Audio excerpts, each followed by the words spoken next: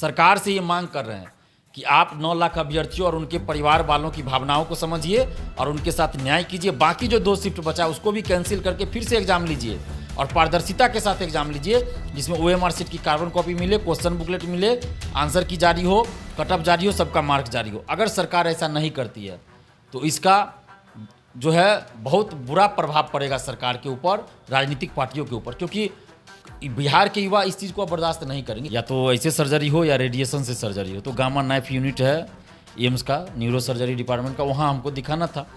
उसके बाद फिर उसका नंबर लगाना पड़ता है, तो फिर हम चले आए घर छठ में। उसके बाद नंबर लगाते तो उससे पहले फिर BPSC का ये हो गया, 67वीं का जो रिजल्ट आया PT का, उसमें जो गड़बड़ी हुई, 9% का उत्तर गलत दिया गया, उसको लेके आंदोलन शुरू हो गया। बहुत सारे लोग मेरे अगेंस्ट भी कमेंट कर रहे थे उस समय। परसेंटाइल पे तो सभी खुश हो गए कि आंदोलन किए और उसी दिन रात में CMO का ट्वीट आया और वापस हो गया अगले दिन, तो उस पर तो सभी खुश हो गए। तो आंदोलन में यही होता है, सार्वजनिक जीवन में यही होता है कि अगर आप कुछ करते हैं, अगर उसका परिणाम तुरंत मिल गया तो वाहवाही। लेकिन जो भी हमारी मांग थी उसको धीरे धीरे आगे कर माना गया। जैसे अमरिंदर कुमार को हटाया गया, भले उनको लखीसराय का DM बनाया गया, वो अलग चीज़ है, लेकिन BPSC ऑफिस से उनको हटाया गया जो 7-8 साल से जमे हुए थे। अगर हम 64वीं के लिए लड़ाई लड़े थे 2019 में कि 14% का उत्तर गलत था, अगर उसके बाद हम इस लड़ाई को छोड़ देते तो आज ये समय जो सुधार हुआ नहीं होता। लेकिन उसके बाद हम 2019 से लगातार लड़ते रहे इस चीज़ के लिए कि सुधार होना चाहिए, तो BPSC में कम से कम सुधार हुआ, और भी सुधार होंगे। अगर BPSC के द्वारा कुछ गलत किया जाएगा तो हम लोग विरोध भी करेंगे, चाहे वो अतुल प्रसाद जी हो या कोई हो। आप हम पे शक करते हैं अगर कोई चीज़ को लेके, आपका हक है, क्योंकि आप हम पे विश्वास करते हैं, तो शक भी जाहिर है आप हम ही पे कीजिएगा। लेकिन थोड़ा सा अपना बुद्धि विवेक भी लगाइएगा, किसी के बहकावे में मत जाइएगा। आदमी उम्मीद उसी से करता है ना जो उस उम्मीद को पूरा करता है। क्योंकि हम बहुत आंदोलन किए तो सफलता मिली, तो छात्रों की उम्मीद हमसे बनी हुई है, हम जानते हैं इस बात को। इसीलिए कुछ छात्र हमसे नाराज भी हो गए कि दिलीप जी चले गए दिल्ली चले गए। बहुत लोगों को नहीं पता है कि हम बीमार हैं। ENT में फिर दिखाए हैं, तो 6 सप्ताह का दवा दिया गया है कि 6 सप्ताह दवा खाइए, ठीक हो जाना चाहिए। अगर नहीं होगा तो फिर जाना पड़ेगा एम्स में हमें। तो अभी हम 6 सप्ताह तक दवा खा के देखते हैं। दुआ कीजिए आप लोग भी कि जल्दी हम ठीक हो जाए। और यही वजह है कि हमें लंबे समय तक दिल्ली में रहना पड़ा, और इलाज अभी भी मेरा चल ही रहा है। बस आप हमारी मजबूरी को समझिए कि अगर हम जिंदा ही नहीं रहेंगे, अगर दिलीप कुमार जिंदा ही नहीं रहेगा तो आपके लिए आगे कैसे लड़ पाएगा। और हम जिस सरकार से लड़ रहे हैं वो तानाशाही सरकार है, चाहे केंद्र की सरकार हो या बिहार की सरकार हो, और ये ऐसी बात नहीं सुनती है। आज आप सुनिए कि हम जो लगातार आंदोलन किए तब जाकर आज सरकार और आयोग कुछ बात सुनना शुरू की है। तो हम बहुत कुछ सोच समझ के आंदोलन करते हैं कि जिसमें आपके ऊपर ज्यादा ये ना हो, किसी भी तरह से खतरा ना हो स्टूडेंट्स के ऊपर, और जो भी खतरा हो हमारे ऊपर हो हम झेल लेंगे, लेकिन छात्रों को न्याय मिले। नमस्कार, आप देख रहे हैं द बिहार टॉप। मैं हूं आदेश पुरी और हमारे साथ हैं छात्र नेता दिलीप हैं। लंबे समय बाद फिर से आए हैं। आपको बता दें कि 1-1.5 महीने से दिल्ली में थे, इलाज इनका चल रहा था, और बात करेंगे इनसे हम। दिलीप जी, सबसे पहले तो आप बहुत दिन बाद पटना आ रहे हैं, 1-1.5 महीने से दिल्ली में थे, इलाज चला, क्या स्थिति है, किस चीज़ का इलाज था, कितने ठीक हुए हैं आप, इसके बारे में ज़रा बताएं। देखिए, बीमार तो वैसे हम पिछले साल से थे, अप्रैल मई से ही। जो कान की समस्या थी, जो टिनाइटस शायद उसको बीमारी बोला जाता है, कान में आवाज़ 24 घंटा करते रहता है और सुनाई कम देता है, तो ये लेफ्ट कान से ये समस्या थी। तो यहाँ पटना में दिखाए थे, लेकिन इलाज चला, ठीक नहीं हुआ पटना में। तो फिर MRI करवाए थे। हालांकि MRI हमें अगस्त में ही करवाना था, जैसा कि डॉक्टर साहब ने लिखा था, लेकिन हम ये BPSC वाला जो परसेंटाइल आंदोलन ये सब हो गया उसमें बिजी हो गए, तो नहीं करा पाए। तो वो MRI हम कराए सितंबर में शायद करवाए थे। तो उसमें पता चला कि ट्यूमर है कान में, जो कान का नस ब्रेन से जुड़ता है, तो उसी नस में ट्यूमर था, छोटा सा ट्यूमर था। तो उसके चलते नस दब रहा था, तो ये समस्या हो रही थी। तो उसके बाद फिर हम दिल्ली गए थे छठ से पहले, दीपावली के बाद, दीपावली छठ के बीच में दिल्ली एम्स गए थे हम। तो वहाँ दिखाए थे, तो वहाँ फिर बताया गया था न्यूरो सर्जरी डिपार्टमेंट में, तो वहाँ था कि सर्जरी करना था इसका, या तो ऐसे सर्जरी हो या रेडिएशन से सर्जरी हो। तो गामा नाइफ यूनिट है एम्स का, न्यूरो सर्जरी डिपार्टमेंट का, वहाँ हमको दिखाना था। तो उसके बाद फिर उसका नंबर लगाना पड़ता है, तो फिर हम चले आए घर छठ में। उसके बाद नंबर लगाते तो उससे पहले फिर BPSC का ये हो गया, 67वीं का जो रिजल्ट आया PT का, उसमें जो गड़बड़ी हुई, 9% का उत्तर गलत दिया गया, उसको लेके आंदोलन शुरू हो गया। तो फिर हम नहीं जा पाए, नंबर नहीं लगा पाए। फिर दिसंबर में नंबर लगवाए, तो 19 जनवरी का नंबर लगा था, हमको 18 जनवरी को वहाँ प्रेजेंट होना था। लेकिन उसके बाद दिसंबर के से ही हम देख रहे थे थोड़ा सा तबीयत मेरा ज़्यादा ख़राब लगने लगा था। इसके बाद तो हम चाह रहे थे कि जितना जल्दी हम इलाज करवा लें, लेकिन फिर हो गया बीएसएससी वाला पेपर लीक वाला कांड हो गया 23-24 दिसंबर को जो हुआ। तो उसके बाद फिर हम आंदोलन करने लगे। 4 जनवरी को भी आंदोलन हुआ, 26 दिसंबर को भी हुआ। लेकिन 19 जनवरी का नंबर लगा था, 18 को हमको पहुंचना था, टिकट नहीं मिल रहा था दिल्ली जाने के लिए।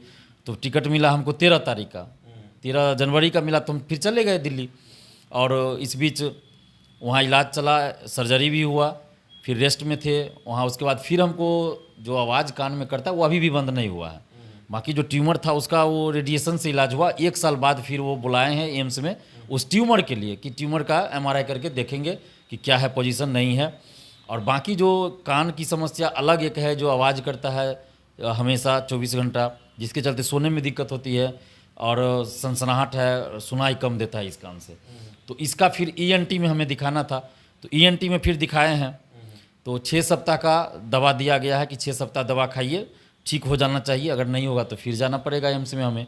तो अभी हम 6 सप्ताह तक दवा खा के देखते हैं। दुआ कीजिए आप लोग भी कि जल्दी हम ठीक हो जाए। और यही वजह है कि हमें लंबे समय तक दिल्ली में रहना पड़ा और इलाज अभी भी मेरा चल ही रहा है। और दिलीप जी, बीपीए इसके दौरान जो है बीपीएससी 68वीं का एग्ज़ाम हुआ, बीएसएससी को लेकर छात्र अभी भी नाराज़गी है कि पूरे को कैंसिल नहीं किया गया। हालांकि सारा मामला तो सॉर्ट आउट हो ही गया, आप देखे भी होंगे। क्या कहना है इस दौरान, आप देखें जो परीक्षाएं हुई उसको लेकर? देखिए मैं बीएसएससी का भी बात करूंगा, CGL 3 के, क्योंकि 9 लाख स्टूडेंट्स का भविष्य का सवाल है और सरकार अनदेखी कर रही है। और पहले मैं बीपीएससी के बारे में बात कर लूं कि बीपीएससी में देखिए अभी जो भी सुधार हुआ है, तो सकारात्मक सुधार जो भी होगा तो उसका विरोध तो हम करेंगे नहीं। जो सकारात्मक सुधार होगा उसका हम स्वागत करते हैं। और जो छात्र आंदोलन लगातार हुआ बिहार में, और ख़ास के जो 67वीं बीपीएससी को लेकर हुआ पेपर लीक के बाद, तो उसके बाद उसका बहुत व्यापक असर हुआ है। कभी कभी देखिए, कभी कभी क्या अक्सर ये होता है कि आप आंदोलन कोई भी होता है, चाहे इतिहास में ही उल्टा के देख लीजिए, तो कोई भी आंदोलन होता है तो ज़रूरी नहीं कि उस आंदोलन का परिणाम उसी दिन आ जाए। चरणबद्ध तरीके से आगे उसका परिणाम देखा जाता है।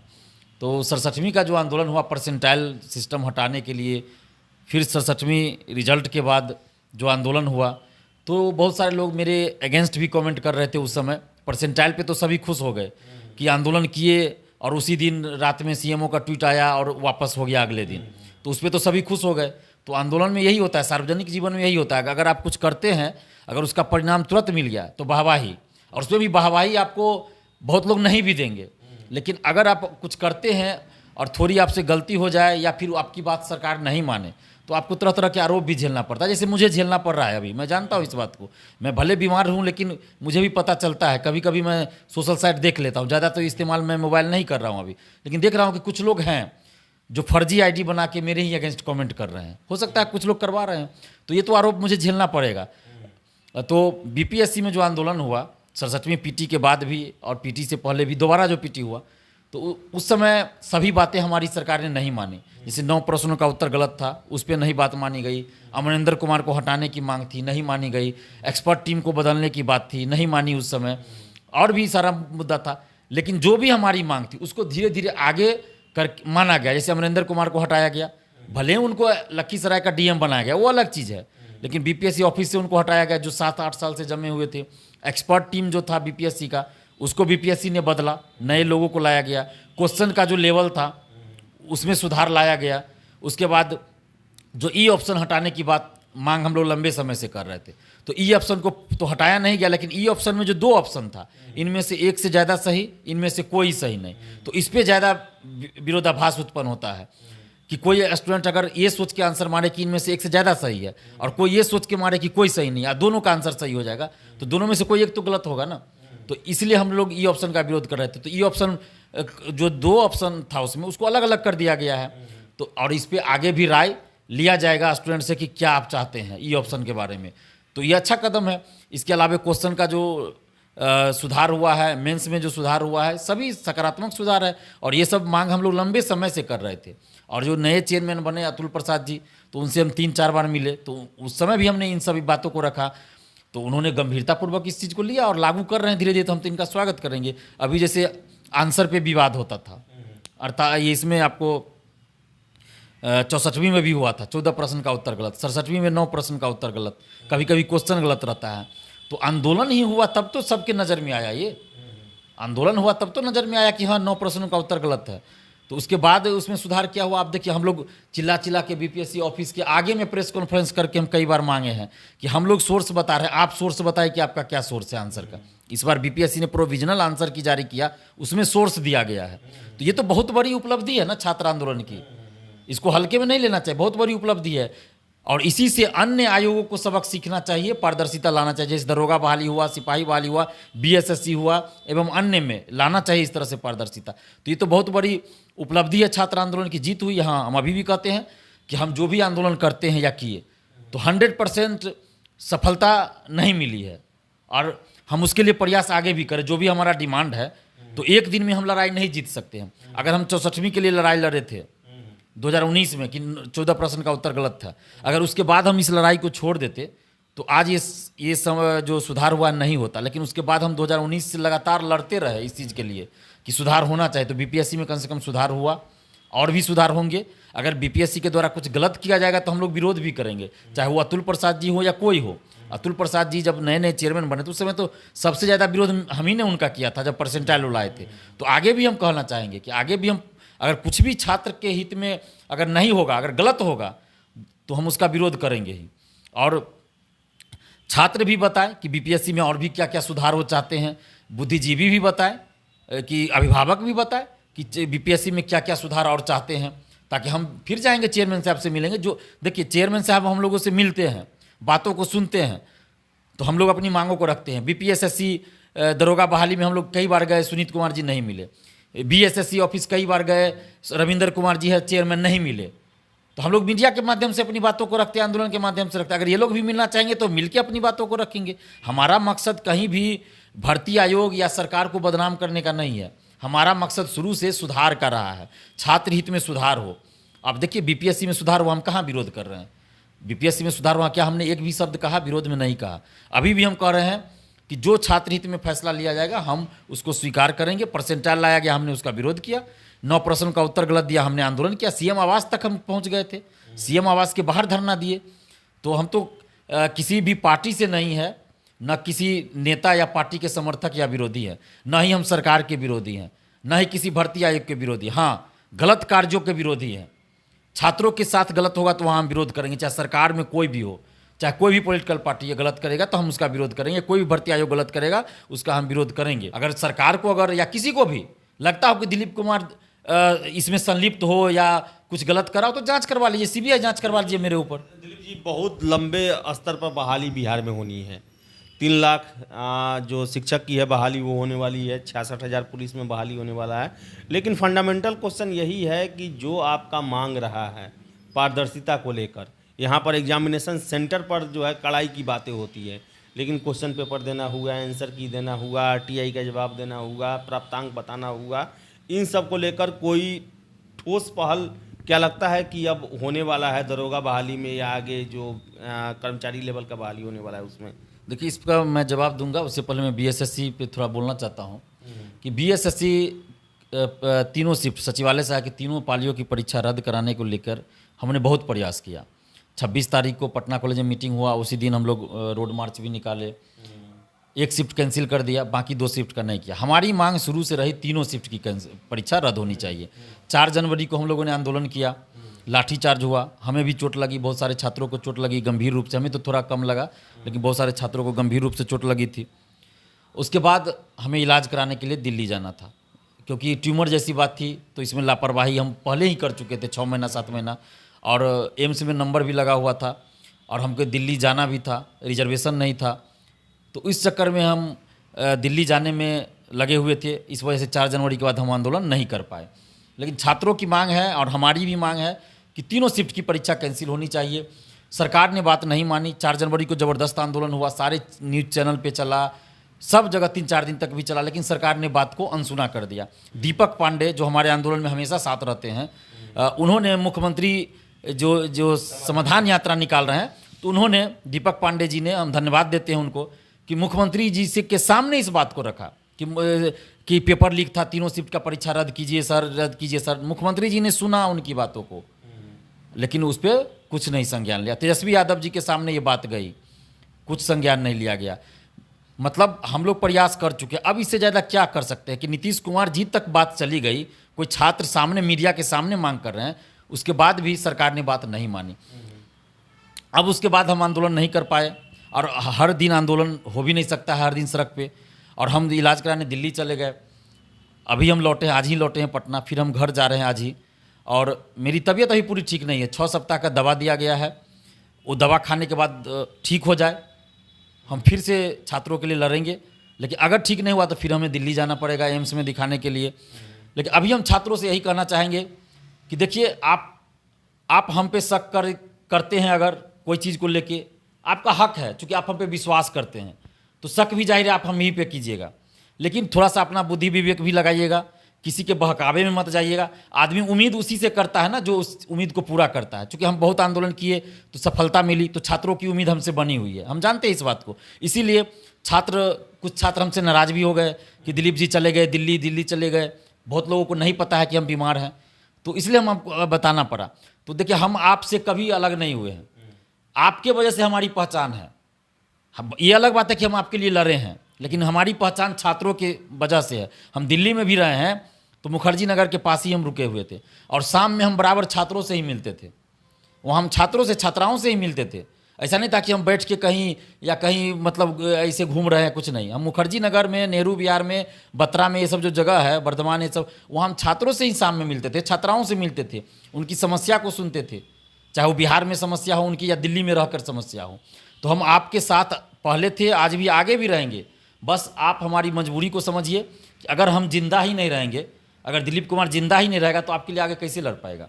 और हम जिस सरकार से लड़ रहे हैं वो तानाशाही सरकार है, चाहे केंद्र की सरकार हो या बिहार की सरकार हो, और ये ऐसे बात नहीं सुनती है।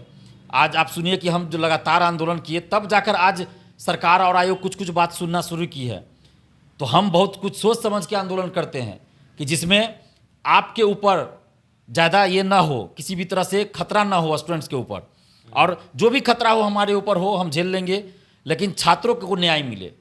और हमारे आंदोलन का पर्पस ये रहता, हमारे आंदोलन का पर्पस ये नहीं रहता कि हम अपना चेहरा चमकाने के लिए आंदोलन करें। अगर ऐसा रहता तो हम 4 जनवरी के बाद भी कोई मीटिंग कर लेते, कोई आंदोलन कर लेते छोटा मोटा, हमारा चेहरा और चमक जाता, मीडिया में हम बने रहते, हम कर सकते थे। हम अभी भी चाहेंगे तो कल परसों कहेंगे कि आंदोलन करते हैं, कुछ लोग तो आ ही जाएंगे ना, 2000-4000 तो लोग हमारे यहाँ आंदोलन में आ जाएंगे। तो क्या होगा, हम मीडिया में बने रहेंगे, हमारी चर्चा होगी कि दिलीप कुमार आंदोलन कर रहे हैं, लेकिन सरकार आपकी बात नहीं मानेगी, आंदोलन सफल नहीं होगा, आपकी बात नहीं, आपको न्याय नहीं मिलेगा। हमने पहले भी कहा था कि 2-4 हज़ार आंदोलन में रहेंगे तो सरकार बात नहीं मानेगी। दिलीप कुमार को पर्सनली फायदा होगा, दिलीप कुमार को फायदा ये होगा कि मीडिया में चर्चा होगा, लेकिन छात्रों को फायदा नहीं होगा। तो भले आप हमें गाली दीजिए, जो कह लीजिए, लेकिन हम आपका फायदा देखते हैं, हम अपना फायदा नहीं देखते हैं।